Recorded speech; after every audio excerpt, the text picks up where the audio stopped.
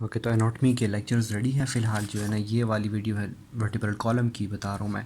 ये typical atypical जितनी भी वर्टिब्रेस हैं, जैसे सर्वाइकल आप देख सकते हैं यहाँ पे, इसकी अटैचमेंट्स, टिपिकल एटिपिकल की अटैचमेंट्स, उनके फीचर्स, उनकी सारी सर्फेसेस, बॉर्डर्स, सब कुछ जो है ना डिस्कस होंगे, not just in theory but also in diagram. ये पेड ऐप है, ये मैंने आप लोगों के लिए डाउनलोड किए, पेड वर्जन। इसमें जो है ना सारी जो डिटेल्ड, मतलब यहाँ पे देख सकते हैं ये इंसर्शंस और ऑरिजिन्स और हर एक मसल्स का बॉर्डर कहाँ पे अटैच्ड हो, सब जो है ना डिटेल्ड डायग्रामेटिकल इलस्ट्रेशंस के साथ जो है ना ये कंपेयर करके मैं बताऊंगा कि ये यहाँ पर जो बॉडी है तो ये बॉडी कहाँ पर है, यहाँ पर ये वर्टिब्रल फोरामेन है कहाँ पर है, और कौन कौन सी अटैचमेंट्स हैं, ट्राइंगुलर सरफेस, ये सब कुछ जो है ना यहाँ पर डिटेल डिस्कस होगा।